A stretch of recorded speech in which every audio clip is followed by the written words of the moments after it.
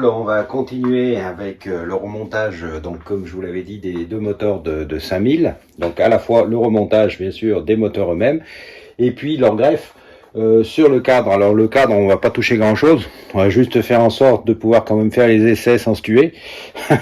Parce que vous verrez au niveau des pneus c'est assez limite. Mais en tout cas le départ donc c'est de remonter bien sûr le moteur. Alors les moteurs ils sont ici. Ils sont normalement prêts. On avait fait lors d'une précédente vidéo les nettoyages, microbillage, vernis, et puis on avait aussi refait les sous-ensembles, comme par exemple, vous voyez là, la pipe avait été déjà collée sur le carburateur, les fils de bougie, etc., contrôler les bobines, bon voilà. Donc normalement il est prêt à monter sans trop de difficultés, mais il y aura toujours quelques petits trucs sans doute à faire, à contrôler, à voir, des petites choses qui vont nous embêter, ça c'est certain. Mais bon, déjà c'est fait. Et puis à côté, on a la zinguerie des deux moteurs. Donc deux moteurs de 5000, donc je les ai bien sûr mélangés, il n'y a pas de souci particulier. Ça nous permet d'avoir donc la zinguerie du moteur, donc vraiment on part sur du neuf. Et puis s'il manque une pièce, on sait ce qu'il faut aller chercher dans le stock et donc le noter précisément. Les cylindres, ils ont été, on les a peints ensemble aussi, vous vous souvenez. Ils sont passés au four, donc ils sont aussi prêts à être montés. Donc franchement, là, on peut y aller. Il n'y a pas de problème particulier pour entamer ce 5000. Allez, premier point sur le remontage de ce petit moteur. Et voilà. Donc j'ai mis le vilebrequin à son roulement, les différentes plaques support moteur. Donc là, et bien sûr, vous vous souvenez, il y a un goujon qui manquait, donc je l'ai remis et collé pendant que je fais de ce côté. Le goujon aura bien le temps de sécher avant que je remonte bien sûr le cylindre. Donc voilà, et bien à présent je vais passer au montage du bloc galet, du bloc allumage, et puis on se retrouve après. Et voilà, donc remis le bloc galet, l'allumage, réglé l'allumage. On va écouter ensemble. Voilà, une belle étincelle. Un beau clac et au bon endroit. Ok, maintenant qu'est-ce qu'on va faire? On va passer de ce côté-ci du moteur. Et bien chers amis, voilà, le moteur est monté. Alors on s'en était arrêté au montage de l'allumage, donc je vais remonter l'ensemble, donc cylindre, piston, culasse, donc pas de problème particulier. J'ai ensuite monté le carburateur avec la pipe race. Et bien sûr, pour faire l'essai, j'ai monté le réservoir d'essence. Alors, le réservoir d'essence, c'est celui d'origine. C'est pas dans le cahier des charges de le changer. Donc, c'est pour ça qu'il est, entre guillemets, comme ça, dans cet état. Donc, état d'usage. Et puis, après, ce qu'on va faire, tout simplement, on va essayer de le démarrer. Reprise. Alors, j'ai mis l'essence. On va regarder si ça débite à la pompe. Ouh là là là là là là. Oui. Alors, pendant que c'est fait, on va regarder si ça débite au trou du gicleur. Oui. Et maintenant, on va regarder si le moteur démarre.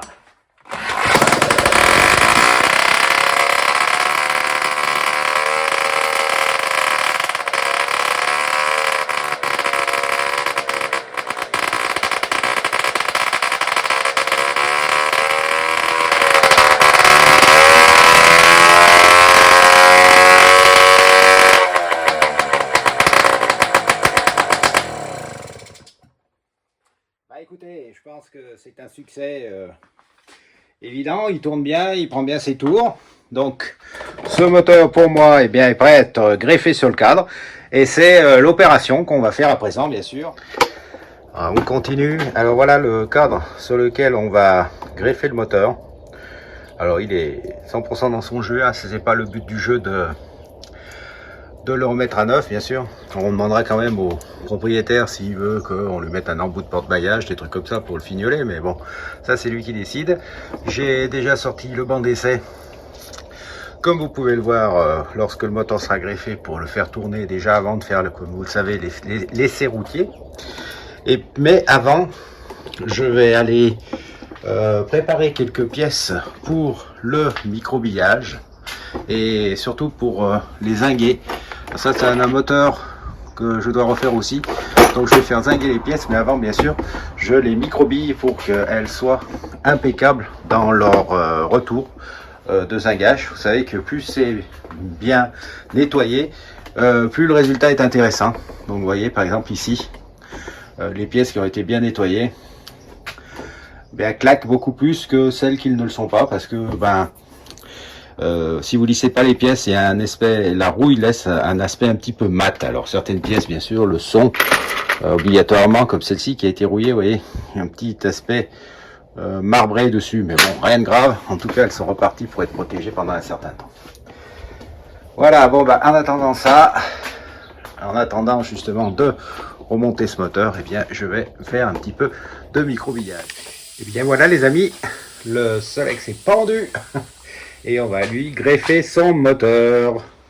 Bon, le moteur est quasi greffé, il manque les câbles, mais bon, il y a des choses à revoir quand même, même si c'est pas demandé sur la partie cycle, parce que c'est n'importe quoi. Remarquez le montage du frein. Donc le pontet est à l'avant, les deux leviers de frein sont à l'arrière, alors que normalement il y a un levier à l'avant du pontet et un à l'arrière du pontet. On a serré allègrement en tordant tout, ça bouge pas, mais on se pose pas trop de questions, hein. Bref, il faut redémonter ce levier de frein pour faire ça correctement. C'est pas du boulot, ça. Il n'y a pas de frein à l'avant, c'est nul. Et puis en même temps, tant pis, hein, je changerai câble de frein et câble de gaz. Alors voilà, donc du coup, obligé de changer le câble de gaz et le câble de frein, bien sûr, si je veux remonter le frein correctement. Alors les gaines, en les démontant, sont parties en lambeaux. Obligé de changer les gaines. En démontant la cam, qu'est-ce qu'on s'aperçoit? On s'aperçoit, je ne sais pas si vous voyez, là, on voit peut-être pas bien, elle est cassée, enfin elle commence à casser, donc ça veut dire que dans quelques kilomètres, voilà, ça va être foutu, donc obligé de changer la cam. Donc vous voyez, on part en fait sur la repose d'un moteur, et puis grosso modo, on va passer 2 heures à rafistoler un Solex parce qu'il n'est pas soigneusement entretenu, ou c'est monté n'importe comment. Bref, donc là les câbles sont passés dans les gaines. Je nettoie le mécanisme de frein avant de le monter, parce que ça sera quand même ça sera plus agréable, et puis ça coulissera mieux tout ça une fois que ça sera un petit peu graissé. Et puis j'installerai le frein, la roue, le moteur en position sur la roue pour bien régler la tension des câbles. Et puis on essaiera de le faire démarrer et du coup de le passer au banc. Alors voilà, ça devait passer en 10 minutes, et puis là ça fait 1 heure qu'on est sur ce moulin à retaper ces choses là. Et puis comme vous le voyez, pouf, il y a des colis qui sont arrivés. Donc de l'unboxing aussi, ça j'adore, je sais que vous adorez le déballage de colis, pour voir un petit peu ce qu'il y a et ce que j'avais besoin là pour finir des cyclos ou satisfaire certaines commandes. Voilà, allez, en attendant, là c'est pause déjeuner. Alors j'ai pas à El Loco Chico ou à Los Polos Hermanos. Je vais juste me faire un petit jambon beurre à la maison. Alors, qu'est-ce qu'on a de bon dans nos boîtes? Alors, d'abord, des joints de fourche, de bas de fourche, vous savez, pour les motobécanes. Tout en bas, là, dans les petits... je sais pas comment ça s'appelle d'ailleurs. Les petits écrous de bas de fourche. Il y a des spies à l'intérieur qui permettent de bien garder la graisse à l'intérieur de la fourche. Et il y a 2 modèles. Il y a un modèle pour les nouveaux, les dernières MBK, et pour les anciens modèles. Et les anciens modèles, voilà, la clé de la vigne, on a ces références-là qui font très bien. Qu'est-ce qu'on a d'autre? Alors, on a bien sûr les bavettes incontournables pour les Solex type 3008, alors en noir ou en gris, et elles sont vendues avec leur petite barrette de fixation. Des joints Polinini pour Peugeot 103.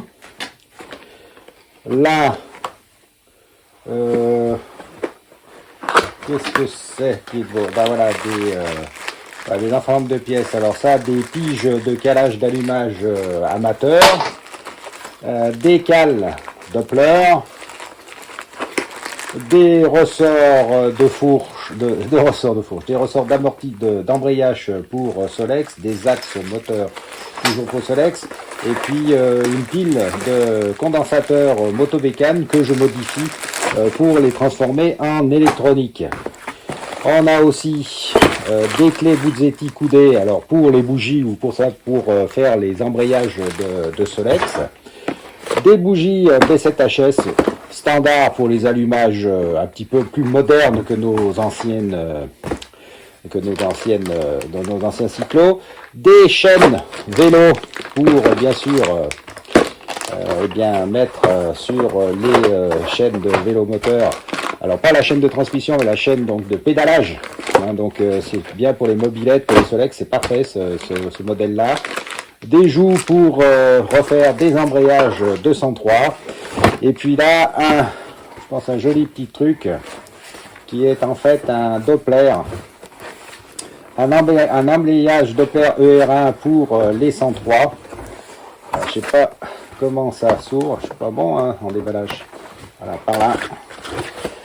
Vous voyez, une belle pièce pour refaire un moteur 203 dans les règles de l'art. Et on continue par le deuxième paquet. Alors qu'est-ce qu'il y a Eh bien d'abord une béquille complète pour refaire une 51. Alors devinez, c'est pour bien sûr la série noire. Après on a le cache variateur également pour la série noire. On continue ici des petits ressorts pour les ressorts. C'est un truc qui est très bien. On a besoin aussi de courroies. Donc ça c'est des courroies Ventico D24. Ici des poignées de gaz ancien modèle Motobécane, gaz et frein. Qu'est-ce qu'on a un compteur Sigma qui permet de mettre sur n'importe quel cyclo et de voir un petit peu à quelle vitesse il roule, les performances, le kilométrage pour faire les entretiens aussi. Donc là je vais remonter un sur une de mes machines pour voir un petit peu les performances par rapport à un de mes Solex en fait, pour voir un petit peu ce que ça donne par rapport à l'origine. C'est tout tombé au fond. Des antiparasites à faible résistance pour nos anciennes. En voilà.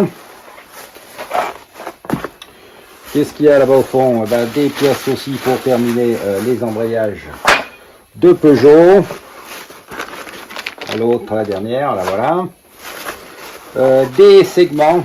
Alors là, c'est des segments pour les Motobécane ancien modèle. On va pouvoir refaire quelques moteurs. Des joints pour les filtres à air de Solex. Là aussi, à chaque fois qu'on a changé ce truc, il faut le changer parce qu'il devient friable, alors il faut mieux le mettre. Et puis ça sert quand même, ça évite la prise d'air d'en haut. Hein. C'est pas anodin ce joint. Des joints cuivre, bien sûr, vous l'avez reconnu pour les moteurs de mob, 103 comme Motobécane. Encore une paire de poignées, je pense, voilà, pour Motobécane type ancien. Des petits soufflets. Alors là il y a aussi un ressort de béquille sans doute pour 103 je crois, ou Magnum, je sais plus. Ouais, je crois que c'est pour 51 en fait. Donc ça la série noire. Des petits ressorts des petits soufflets de fourche, vous savez, les petits soufflets de fourche pour les Motobécane qui sont souvent complètement nazes. Donc autant les changer quand on change par exemple la roue. Et puis des petites pièces là que je voulais tester, donc j'ai pris, puis on verra après si ça va bien. Alors, je vais le faire ensemble. Bon, alors ça, ça c'est une petite montre qui se monte sur les guidons. C'est très sympa. Et puis, c'est très sympa, c'est joli, c'est rétro, c'est bien. Voilà, bon, j'aime bien, moi. Certains clients l'aiment bien. Alors qu'est-ce que j'ai là-dedans? J'ai en vrac encore des axes moteurs pour Solex. Ça aussi je les change assez fréquemment parce que les filetages là arrivent à s'user. Un boulon de variateur de Peugeot. Et puis là, vous avez ces pièces-là. Je sais pas si vous les reconnaissez, mais c'est des arrêts-épingles pour les centraux MVL. Ça se faisait plus, donc j'en ai pris pour voir si c'était bien. Et puis effectivement, c'est pas si mal. Donc je vais remonter, là j'ai une garde-boue à remonter pour ces centrois-là. Donc je vais utiliser ces petites pièces. Et puis de la même façon, il arrive que eh bien qu'on perde ou que ça soit bousillé, là, vous savez, les vis creuses pour faire des tensions de frein sur tous les cyclos. Alors ça, c'est de l'adaptable, hein, bien sûr. Mais au moins, quand il n'y en a plus ou quand c'est cassé, c'est au moins des pièces qui peuvent dépanner. Je crois que j'en ai pris quelques-unes, ça c'est juste pour dépanner. Mais bon, si ça vous intéresse, n'hésitez pas, je peux en avoir beaucoup plus. Voilà, ça c'était le deuxième colis. Vous voyez, pas mal de petites choses pour finir de remonter des brélons. Puis le dernier carton, plus gros que ce qu'il y a à l'intérieur, un garde-boue avant pour, vous l'avez deviné, la 51 série noire.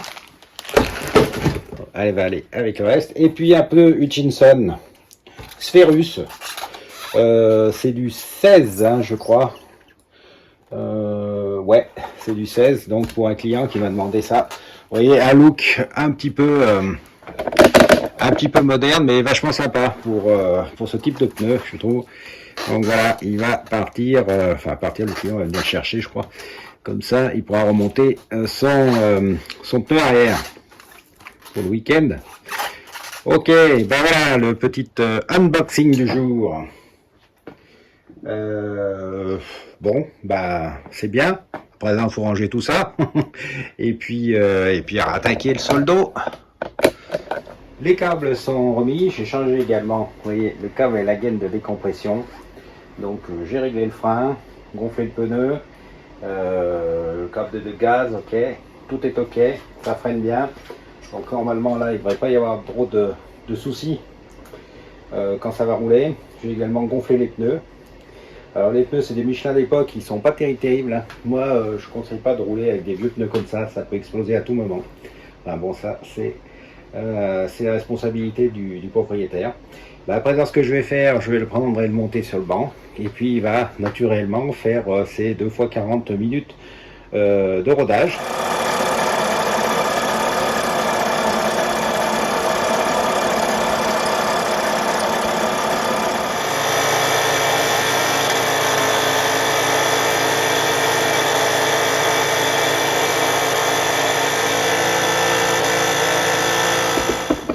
Bon les amis, je l'ai enlevé du banc d'essai, je pense que vous avez tous entendu le problème. Alors je le refais, je vais vous refaire voir. Alors je le passe devant.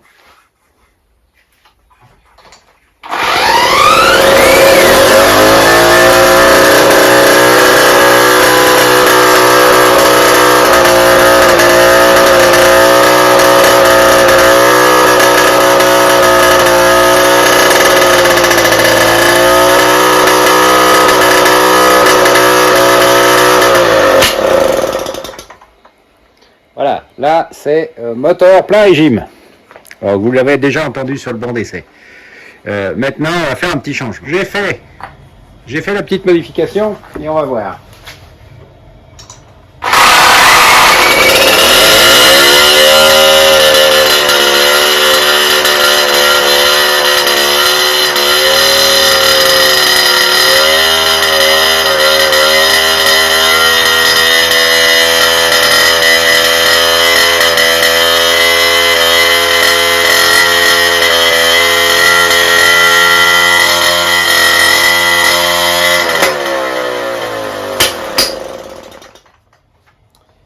Bon, je pense que vous voyez la différence. Hein. Il prend ses tours. Et quelle est la seule différence? Le pot d'échappement. Alors le pot d'origine doit être complètement encrassé. Donc on va monter ce pot pour faire les essais. Si le client n'en veut pas, je remonte le pot d'origine, ça c'est pas un problème, mais c'est bien de là que ça va. Alors les plis pout, là c'est pas bien grave, c'est qu'il y a des cochonneries dans l'essence, ça va passer. Mais on entend bien, vous voyez, la grosse différence de fonctionnement d'un moteur avec un pot d'échappement neuf et un vieux pot d'échappement. Alors du coup, avec le pot qu'on a changé, eh ben on refait, hein, parce que faire et défaire, c'est toujours travailler. Alors, ouais.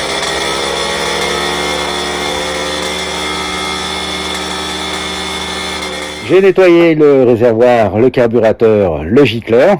Donc vous voyez, il tourne bien. Encore un petit peu dératé, mais c'est normal parce que c'est jamais propre absolument. Hein. Au fur et à mesure, ça va se rincer. Je vais par contre changer les rupteurs parce que je me suis aperçu que ça faisait des petites étincelles. J'aime pas trop, donc je vais essayer avec des nouveaux rupteurs. Donc je vais rapatrier en tout cas tout ça à l'intérieur parce que je pense qu'il va bientôt pleuvoir. Ça commence à se noircir. Je vais changer les rupteurs, faire un dernier essai et puis on fait le point. J'ai changé les vis platinées, je vais le remettre en route et on va voir ce que ça donne.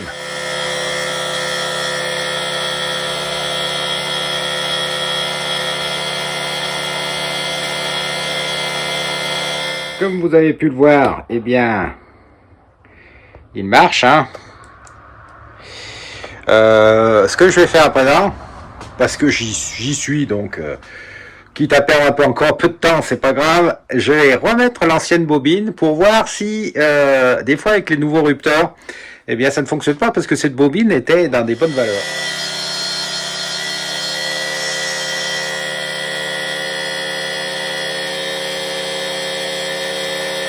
Eh bien voilà les amis, il fonctionne.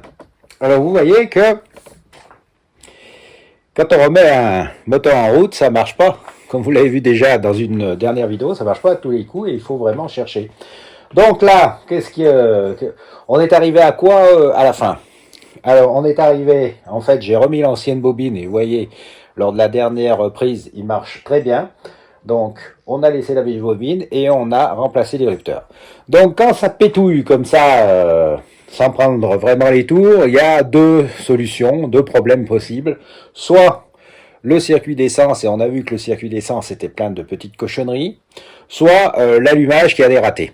Quand l'allumage a des ratés, ça peut venir de la bobine qui peut être faiblarde, mais c'était pas le cas là, en l'occurrence, on l'a changé, c'était juste pour voir, mais vous avez même changé, ça le faisait un peu. Et puis vous avez les vis platinées. Alors les vis platinées, en général, quand ça fait des étincelles, c'est pas bon. Donc la première chose à faire, c'est de les nettoyer comme il faut, les contacts. Si les contacts continuent à faire des étincelles après, faut mieux les changer. Comme vous pouvez le voir, ça a résolu le problème. Donc ce Solex est maintenant terminé. Je vais bien sûr faire les petites finitions, les cloches, remonter correctement pour pouvoir faire un essai routier. Il est monté en stage 39.5 perf, donc du coup avec un pot race et une pipe race, puisque vous avez vu aussi quels sont les symptômes entre guillemets d'un pot bouché. Hein, lors de l'avant-dernière vidéo d'essai, vous avez vu qu'il n'arrivait pas à prendre ses tours, et quand on lui a mis un pot, bah, ça l'a complètement libéré, il est parti. Vous voyez aussi que la restauration de cyclomoteurs anciens, et là je parle surtout pour mes clients, c'est un petit clin d'œil, eh ben c'est pas une science exacte premièrement, et deuxièmement, bah, ça prend du temps. Ça prend du temps parce que vous voyez ce Solex qui devait être terminé il y a plus d'un jour et demi, eh bien le temps de le peaufiner, de le régler, de le faire marcher aux petits oignons, de chercher les pannes, etc. Eh bien, si vous me permettez l'expression, j'ai un jour et demi dans les yeux. Et ça se rattrape pas, mais ça gage aussi qu'on a passé du temps sur la machine et que, eh bien, on est tranquille pour après faire des balades et des choses comme ça. Donc voilà, c'est pas si facile que ça, hein, la restauration. Il faut prendre du temps, il faut tester, il faut regarder, enlever, remettre, voir ce qui va pas, comment peaufiner le tout. Et bien sûr, ça prend du temps. Voilà, et ben j'espère que cette vidéo vous a plu là, cette petite semaine, parce que en fait je raccourcis un peu les vidéos, parce qu'on a passé plus de temps sur cet engin. Cette petite semaine vous a plu, et puis on va continuer hein, sur le même principe. On va d'ailleurs remonter un second moteur de 5000 pour le remonter aussi sur un autre 5000 orange, et ça sera l'objet de la prochaine vidéo ou de la suivante, je sais pas dans l'ordre que ça passera sur YouTube, comment je vais organiser tout ça. En tout cas, merci de suivre la chaîne de l'Atelier de la Vigne, merci d'être de plus en plus nombreux aussi à nous suivre, c'est super sympa. Merci de vous abonner aussi, parce que comme quand plus il y a d'abonnés, mais plus c'est facile aussi d'avoir des accès, d'avoir des prestataires qui s'intéressent à nous, etc., de pouvoir faire des essais de pièces, donc ça c'est intéressant. Et puis, si vous voulez suivre notre quotidien, n'hésitez pas à venir nous voir sur Insta. Et si vous avez besoin de pièces, eh ben, vous savez, la boutique de l'Atelier de la Vigne vous est ouverte. Merci, merci à vous tous. Merci pour votre fidélité et à bientôt pour une prochaine vidéo.